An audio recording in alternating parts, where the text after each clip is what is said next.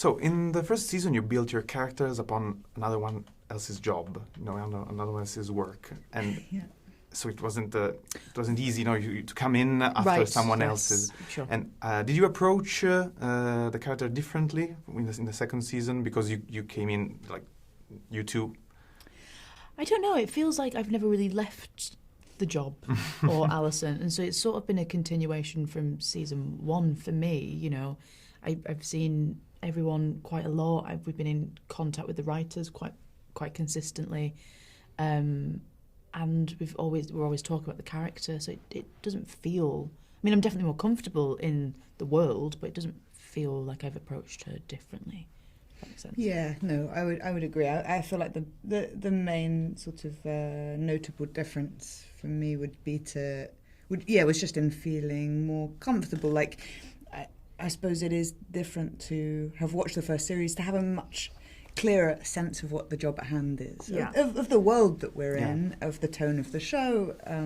The show has like an identity now, and that context can only sort of help. So, yeah, it was nice. There was a really welcome familiarity, I think, coming back.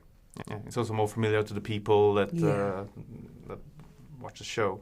And do you take any new inspirations for your characters in the second season? Or do you have some big inspirations from other characters from movies or TV shows? I think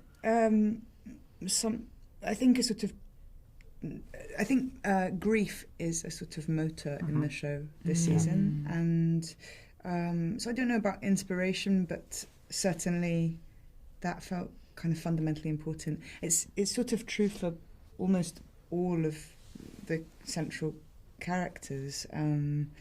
We come in 2 weeks after the end of series 1, and many of those people are in profound grief, and I suppose we know that can exhibit in many different ways in different people.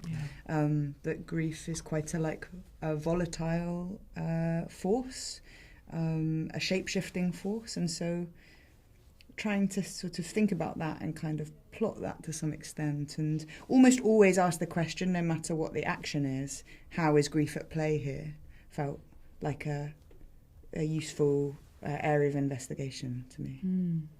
So because it changes you, it changes the others, and it changes the relationship, the dynamics between you and the others.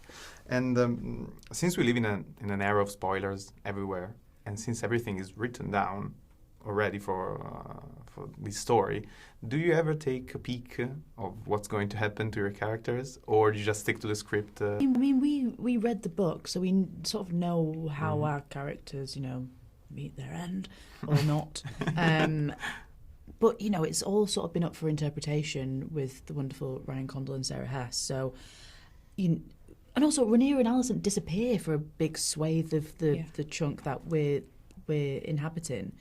So, I mean, it's sort of wonderful that we do get to sort of discover where our characters do eventually go as well. It was nice to sort of read the books as if it were a prophecy before we shot series 1. But then, of course, as you must with a prophecy, you sort of leave well alone and wonder if you can escape it. Hubristically wonder if you might escape your own fate. Maybe we will. That's what we've both... maybe we'll get that cottage in the woods after all. Oh my God, gorgeous. Because it's not common to know everything about your character just before you play it, because sometimes you get in a series, you get like first season, second season, then you don't really know maybe what's going to happen. Here it's a different approach to playing a character.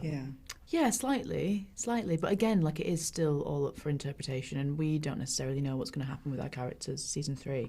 No, and one of the big hard disciplines, I think, as an actor, especially I guess over long form work like television, is to not play ahead, especially so when we shoot, we cross shoot the show, so you're often like shooting non-sequentially, which means somehow you're always seeking to have kind of rigor about like time and place. So like it's really important not to play the end at the beginning. So